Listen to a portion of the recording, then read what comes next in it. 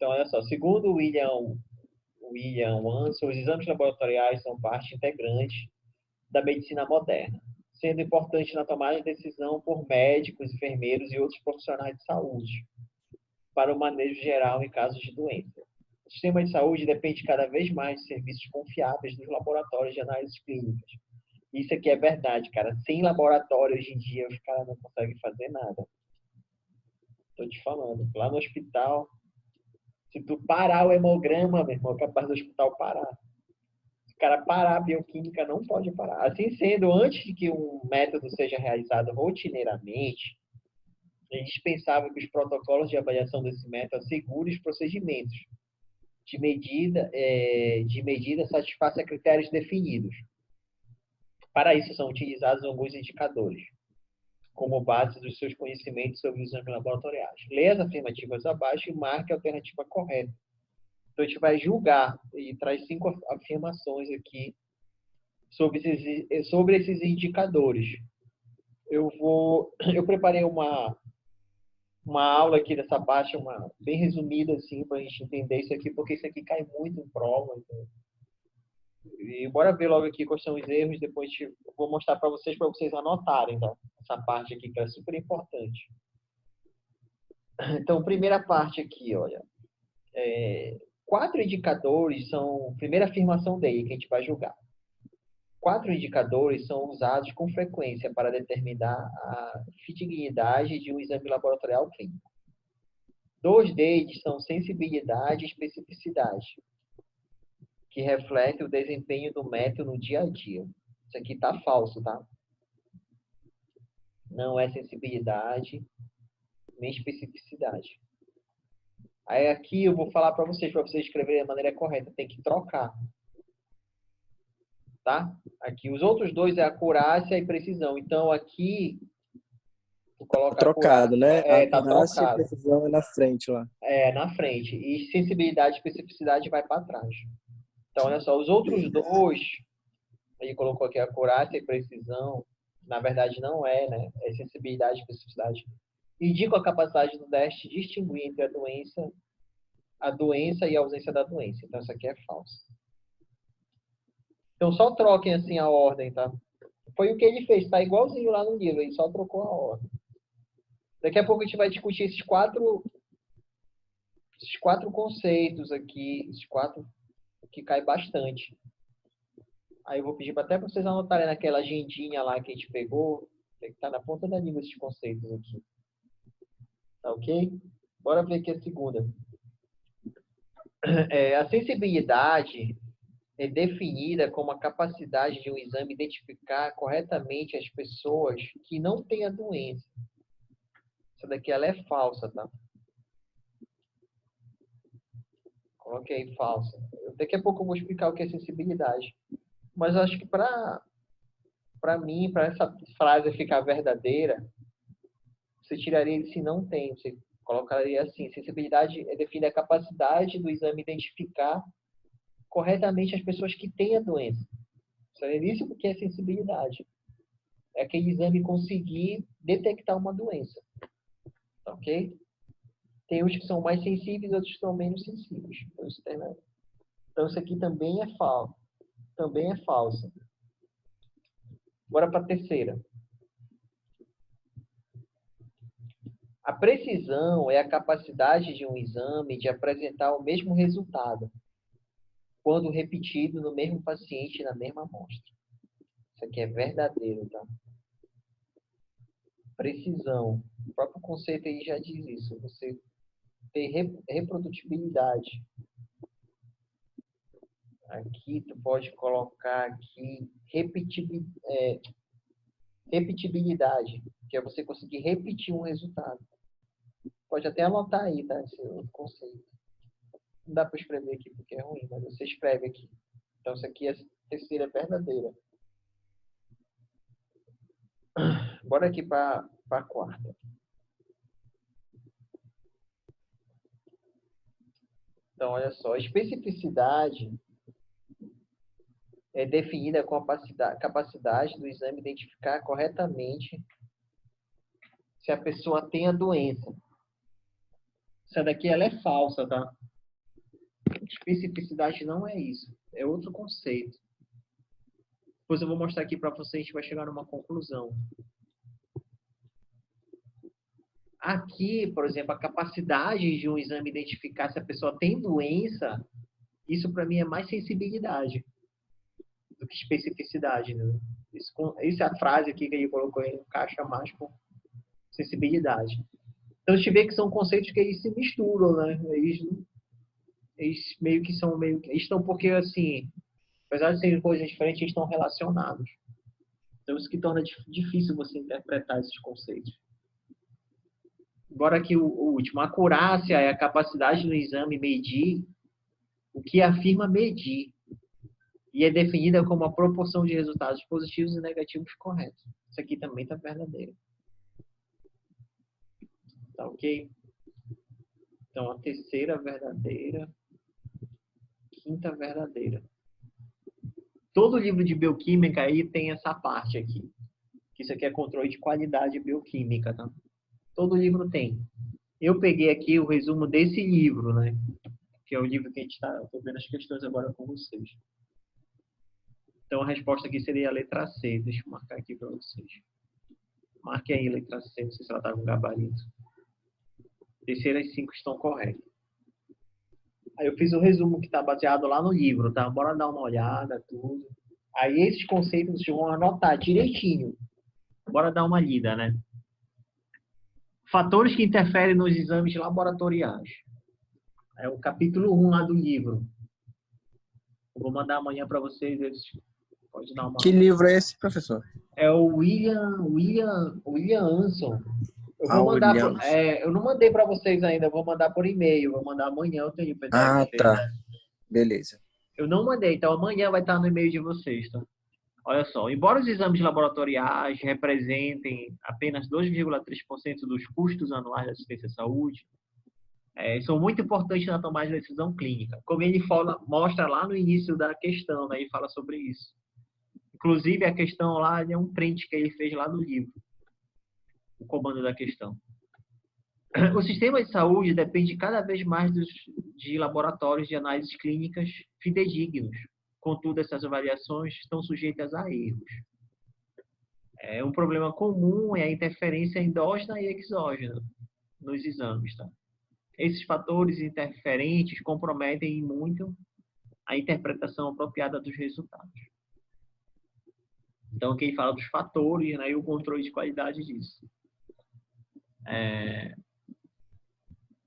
Os fatores que englobam, os processos que englobam, eles separam em 3 fases, que é a pré-analítica, a analítica e pós-analítica. Pô, aqui cobriu aqui, não estou conseguindo ler, mas estou conseguindo ver aí, analítica, pré-analítica, analítica e pós-analítica. Então, eles separam nessas três etapas, tá? Serve como base para a elaboração e implementação de intervenções, restrições ou limites que possam reduzir e eliminar a probabilidade de erros. Bem, já se sabe quais são os erros que tem no laboratório, entendeu? E já se sabe em qual etapa esses erros acontecem. Então, se a gente sabe isso, você pode tentar minimizar os erros. Isso que ele está falando. Nos últimos anos, houve uma redução notável na taxa de erro, sobretudo nos erros analíticos, que hoje em dia tem muito mais automação, né? Principalmente falando de bioquímica. Então, hoje em dia não tem mais erro de pipetagem, essas coisas. Então, o erro analítico já diminuiu muito, né? Então, ele traz a porcentagem aqui do que mais tem erro. Tá? Os erros nas etapas pré-analíticas, olha só, correspondem praticamente 62% do total de erros. Aí, pós-analítica 23, ocorrem com muito mais frequência que os erros analíticos, que são apenas 15% do total de erros. Tá ok? Daqui a pouco eu vou falar um pouquinho de cada uma dessas etapas, tá? Cerca de 25% desses erros podem ter repercussão para o paciente, seja por demora na liberação do resultado do exame, seja por ameaça de vida ao paciente, ou uma tomada de decisão errada, alguma situação nesse sentido. Então, isso causa um impacto, né? Além da própria credibilidade do laboratório. Então, bora aqui os erros pré-analíticos. Esses fatores podem ser subdivididos e dividem em duas classes, que atuam in vivo e o in vitro. Ambos são pré-analíticos. In vivo são os fatores fisiológicos da pessoa e biológicos, né? Aí você separa um conjunto aqui. Eu vou trazer aqui alguns exemplos para vocês que estão lá no livro, tá?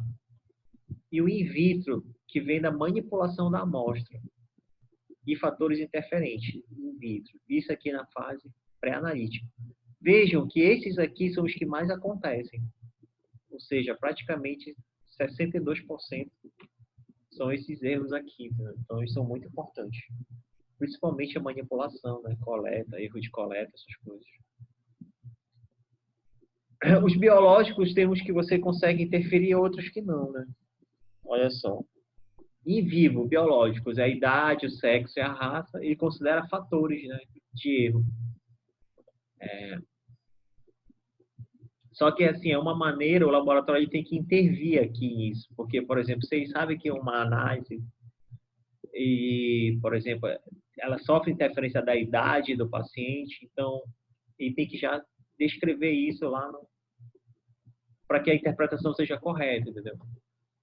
A maneira de controlar é aplicar limites de referências apropriados, a partir da idade, do sexo ou da raça, quando acontece. Outros fatores como dieta, jejum, postura, variações diurnas e sazonais, ciclo menstrual, gravidez, têm de ser levados em consideração quando os resultados dos exames são interpretados. Aí são fatores que causam alterações nos exames que muitas vezes não tem muito que o laboratório fazer. Aqui ele traz alguns exemplos. Por exemplo, a contagem de eritrócitos e a concentração da hemoglobina, elas são mais elevadas em recém-nascidos. Aqui mostrando a idade, né, interferindo nos resultados. A gente sabe que na criança, por exemplo, também tem inversão da fórmula leucocitária, né? Normalmente no adulto tem mais polimorfo do que mono, né? Aí na criança não, normalmente ela tem mais mono, mais linfócito, que isso vai mudando até ela atingir a fase da maturação. Sim, outros exemplos, né? A concentração plasmática de vários elementos elevam-se na mulher após menopausa. Então, são considerados erros pré-analíticos também. Então, muitos hormônios, né, os níveis hormonais são afetados pelo envelhecimento. Então, o que é isso aqui? Então, são variáveis biológicas, como a gente pode ver aqui: sexo, raça, né? Idade, gravidez, o estado, variação diurna, noturna. Então, isso aqui tem que ser tudo levado em conta. Aí traz outro, olha só. Os estresses físicos e mentais. Estava falando agora, né, do cortisol. Influencia a concentração de muitos elementos no plasma, inclusive cortisol, aldosterona, prolactina, TSH, colesterol, glicose. Nossa, está tudo alterado, né? Todo mundo estressado aí com essa história. Insulina, lactato. Tudo isso aqui pode ser alterado a partir dessas variações fisiológicas. Eu fico até perguntando, assim, quando eu vejo isso no livro, né? Se realmente é um erro. Porque se a pessoa está sob estresse e aquilo dá alterado, pô, é um marcador de estresse, né? Mas aí a gente tem que estar preparado para a questão, no sentido, se vier a questão, a gente... Mas eu acho estranho a gente colocar isso como erro. Algumas atividades físicas, como subir e descer alguns lances de escada, ou exercício vigoroso. Exercício vigoroso pode alterar resultados de exame laboratorial, tá? Entre os quais correr uma maratona ou exercícios aeróbicos pode afetar resultados obtidos em vários analitos. E não especifica quais são, né? Aí você tem que avaliar analito por analito, para você poder... Eu acho que cabe ao laboratório hoje em dia ele colocar essas observações. Porque muitas vezes os médicos nem sempre eles sabem os fatores que influenciam. Então isso parte muito do próprio laboratório, a comunicação, né? Com quem solicitou o exame. Então. Para minimizar as variáveis pré-analíticas introduzidas pelo exercício físico, os indivíduos devem ser orientados a evitar atividades extenuantes na noite anterior aos exames complementares e não se cansar caminhando muito, correndo ou subindo escadas antes da coleta da amostra de sangue. Então, isso aí tem que ser uma orientação do laboratório. Uma outra coisa, por exemplo, o PCA, né? O antígeno prostático. A pessoa não pode andar de bicicleta, não sei quantos dias aí, não sei se o Wendel sabe aí, mas tem um período. 3 dias. 3 A dias gente que eu. coloca, 3 andar de dias. bicicleta, a gente, lá na nossa orientação é andar de bicicleta, cavalo e moto. Não pode. Não pode. Senão vai dar alto.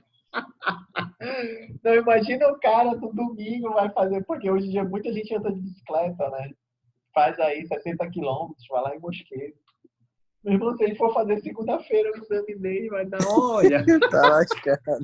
o cara vai até querer tirar a próstata dele, vai estar lá no alto. Então, tem muitos exemplos, né? O repouso prolongado no leito, ele resulta em alteração dos líquidos, por exemplo, também. E traz vários exemplos lá. Eu trouxe alguns aqui para a gente ter uma noção do que ele está falando também. Então, o repouso prolongado no leito resulta na retenção de líquidos. E os níveis plasmáticos de proteínas da albumina diminuem. Isso aqui que a gente falou, seria uma hemodiluição. Então, normalmente diminui entre 0,3 e 0,5 gramas por decilitro. Que você passa a ter mais líquido ali. Ou seja, o fato do paciente estar deitado. Né? Esses fatores aqui que eu falei, exemplifiquei, são aqueles biológicos, tá? Agora, bora ver aqui relacionado à manipulação das amostras. Olha só, entre as variáveis pré-analíticas controláveis, pré-analítico, né, tem a coleta da amostra. Sem dúvida, isso é o mais crucial. É onde tem o maior número de problemas. Coletar, assim, a pessoa tem que ser experiente, né? Nem toda coleta ela é fácil. Tem muita coleta que é difícil. Pessoa idosa, criança, né? Então, cara, tem que ser bom para coletar. Que acaba sendo uma das etapas mais importantes, tendo em vista que dificilmente tu vai ter automação disso, né? Pode ter automação de outras coisas, mas coleta não. A maioria dos erros pré-analíticos consiste em coleta incorreta da amostra. Então, aqui está o maior erro hoje do laboratório. Eu diria não só pré-analítico, mas erro mesmo, em linhas gerais. Então, por exemplo, identificação incorreta. Identificação incorreta do paciente pode acontecer. Entendeu? Volume insuficiente para a realização do exame. Vai lá, coleta difícil, né? Consegue pegar poucos ml. Aí isso compromete que se faça o exame. Apesar de que hoje na bioquímica eles precisam bem pouquinho. Né? Razão incorreta entre o sangue total e o anticoagulante. Lá no tubo, né? Naqueles tubos lá que você vem com anticoagulante, a quantidade de anticoagulante ali ela é a partir do volume do tubo. Por exemplo, tem que ter 4 ml lá. A capacidade do tubo, 4 ml de sangue. Aí você não pode colocar 1 ml. Porque aí tu vai ter muito anticoagulante para pouco sangue. É isso que ele está falando aqui nesse ponto. Isso aqui é uma coisa bem comum de acontecer. Eu já vi casos assim da pessoa tipo assim, jogar fora um pouco do anticoagulante para coletar. Já sabendo que vai ser uma coleta difícil, entendeu? Mas aí, ou que tem pouco sangue, né? Coletou pouco sangue. Só que aí, gente, é uma coisa totalmente equivocada, né? Fazer isso, porque Não vai ter a proporção correta, né? tu vai estar alterando a proporção de qualquer maneira. Não tem nem jeito, né? Não tem jeito, mas isso acontece, né? E joga o excesso, aí coloca um pouquinho, tá? Mas não tem como. Nesse caso aí pode até ter microcoágulos. Entendeu? Aí tem outra que é a qualidade da amostra. Hemólise, coágulos, né? Como eu falei. Quando tem microcoágulo, quando tem um coágulo grande, tu identifica logo, né? Mas quando tem microcoágulo, que é o problema. Contaminação, naquele caso, tem que ser amostra estéril. Né? Coleta em recipiente errado. Na aula passada até mostrei aqui para vocês os tubos, né?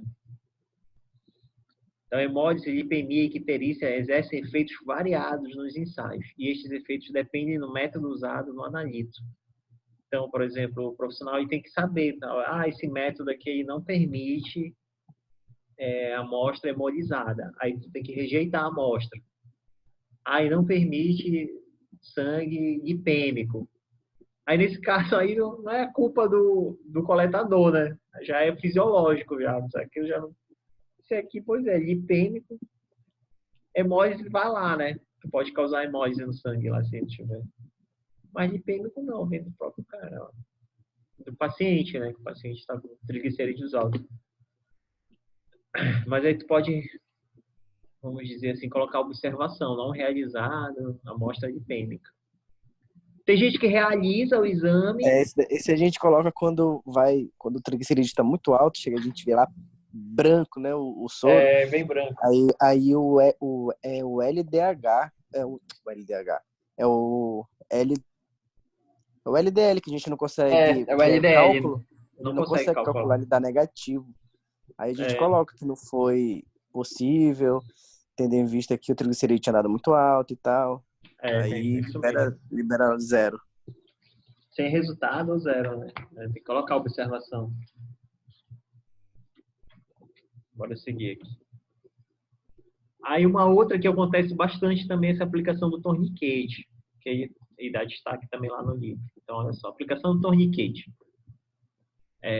Com consequente redução da pressão abaixo da pressão sistólica, mantém a pressão da filtração efetiva nos capilares. Como resultado, moléculas pequenas e líquidos são transferidos do espaço intravascular para o interstício, ou seja, eles saem do leito vascular e vão para o tecido. Se você fizer lá o torniquete. Então, o que ele fala? A aplicação de torniquete por mais de 1 minuto pode resultar também em hemoconcentração de grandes moléculas, porque essas estão presas no vaso, que não conseguem atravessar a parede capilar. Então, para minimizar os efeitos, né?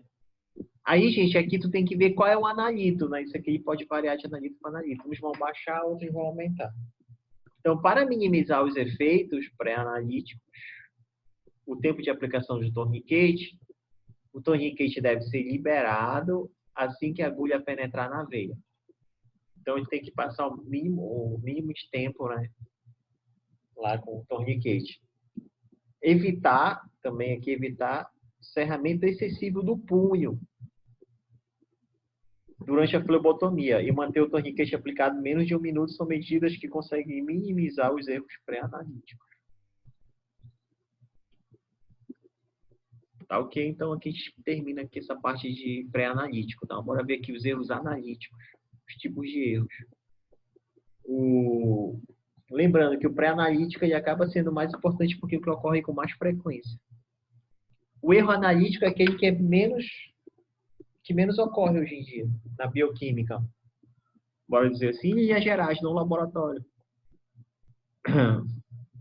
Olha só, há muito tempo os laboratórios de análise clínica focam sua atenção nos métodos de controle de qualidade e em programas de avaliação de qualidade com aspectos analíticos dos exames.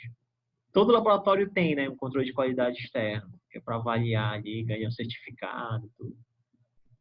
Os erros analítico total, ou erro de medida, consiste nos erros de análise de todas as fontes, desde a coleta dos dados. Algum erro é esperado, porque nem todos os componentes da mensuração são iguais. Aí classifica aqui os tipos de erros. Tá? Existem 4 tipos principais de erros experimentais.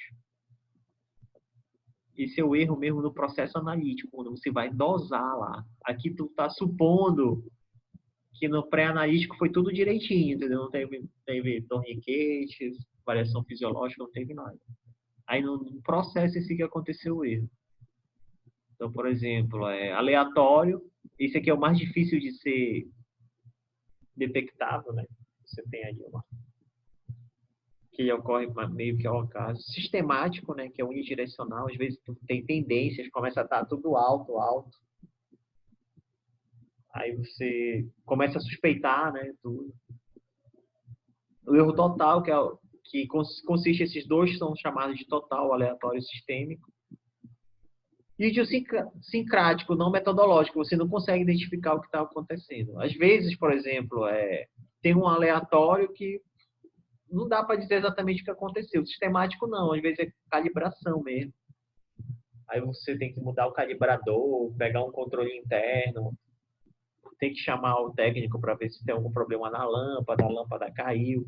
Normalmente, nessa situação, tu tem o que se chama de sistemático, que você tem tendências para cima ou para baixo. Ou tu tá ali no laboratório, aí começa a vir paciente com creatinina alta, aí outro paciente com creatinina alta, aí 3 pacientes seguidos com creatinina alta, aí tu já começa a desconfiar, né? Pô, tem alguma coisa errada aqui. Esse seria um erro sistemático, unidirecional. Agora, aleatório não, aí é mais difícil de você identificar. Tá ok? Mas assim, para você minimizar, existem maneiras de você avaliar esses exames, tá? Valores dos exames complementares, ele coloca esse tópico lá, olha só. Antes de um método ser empregado rotineiramente, aí você tem protocolos, tá? Protocolos de avaliação precisam garantir que o procedimento de determinação atenda a critérios definidos. Aí quais são esses critérios? Que justamente esse aqui que caiu lá na questão, né? Acurácia, precisão, estabilidade necessárias para responder às demandas da população de pacientes do laboratório. Aí os 4 indicadores são mais frequentemente empregados para determinar a confiabilidade do exame laboratorial. 2 são acurácia e precisão, a gente vai ver daqui a pouco exatidão. Acurácia, precisão, a gente vai ver sensibilidade e especificidade, tá? Daqui a pouco. Então, bora lá. Esse aqui, gente, queria que vocês anotassem, porque isso aqui é o que cai, né? Acurácia e precisão refletem o desempenho cotidiano do método de exame laboratorial e análises clínicas. Isso aqui que veio na questão que ele mudou, né? Então, acurácia e precisão é o dia a dia que você avalia no laboratório. Esses aqui são 2 parâmetros. Acurácia e precisão. Os outros 2 são sensibilidade e especificidade. Sensibilidade e especificidade mostram quão bem o exame diferencia a doença da ausência de alguma enfermidade. Esse aqui, normalmente a sensibilidade e especificidade ela é avaliada antes daquele método chegar ao mercado. Ou seja, ela é feita experimentalmente, assim, epidemiologicamente falando, né? E você determina a sensibilidade, determina a especificidade. E depois que, uma vez que ele está no mercado, aí você vai avaliando através da acurácia e precisão. Então, olha só, a acurácia e precisão de cada método de exame são estabelecidos e monitorados frequentemente pelo laboratório de análises clínicas, ou seja, o dia a dia. Os dados sobre sensibilidade e especificidade são determinados por pesquisas e ensaios clínicos. Então, como eu falei, antes dele chegar para o mercado, já é feito um estudo epidemiológico, um estudo daquele método, para que ele já se tenha conhecido qual é a especificidade dele, quanto por cento de sensibilidade. Professor, volte na imagem anterior, porque eu não anotei. É na imagem anterior que tem que anotar? Porque essa aqui foi que caiu. Essa aqui era uma das alternativas lá na prova. Diferencia a doença da ausência de alguma enfermidade. É a ausência e a presença, é? Sensibilidade. Exato. A gente vai ver quem é quem daqui a pouco. Tá, entendi. Tá bom, pode passar. Mas aqui uma coisa também que é importante. Acurácia e precisão, ela no dia a dia do laboratório, tá? Tá. No laboratório, entendeu? Sensibilidade e especificidade não, são estudos que são feitos antes daquilo chegar no mercado. Como ele coloca, são determinados por pesquisas e ensaios clínicos. Ou seja, antes daquele é feita uma pesquisa, um estudo epidemiológico para que você determine, esse aqui tem 90% de sensibilidade, 99% de especificidade, tudo. Deixa eu ver isso aí, esses termos sendo utilizados por aí. Outro dia eu vi, não sei onde, cara, onde era, não me lembro. Embora cada exame tenha suas medidas de desempenho e seus usos apropriados, os exames laboratoriais são elaborados de modo a serem tão precisos, acurados, específicos e sensíveis quanto possível. Ou seja, quanto mais preciso, quanto mais acurácia, Quanto mais específico e sensível, melhor para o exame, tá? Vou passar aqui. Então, aqui, bora ver aqui o que é acurácia. Aí, esse aí vocês colocam lá, acurácia. Aí, coloca entre parênteses, exatidão. A acurácia, ela mede a exatidão do exame.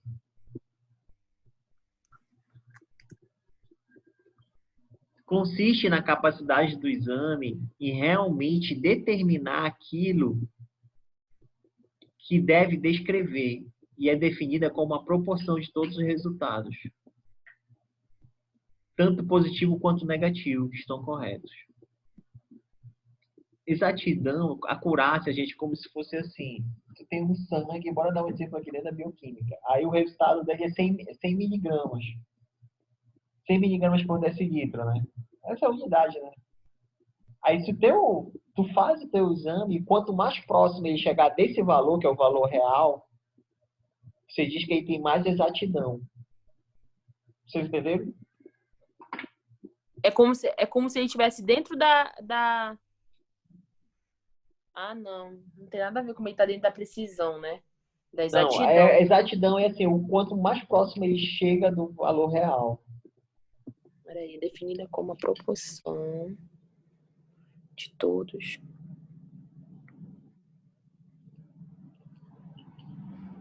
No caso, todos os resultados corretos.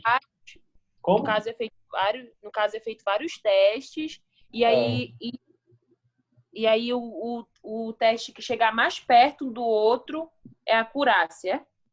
É assim, por exemplo, tu tem uma metodologia para dosar, bora falar da glicose, né? Para dosar a glicose. Aí tu faz isso em laboratório, né? Antes de chegar no mercado. Aí tu prepara uma solução lá, tal, que tem 100 miligramas.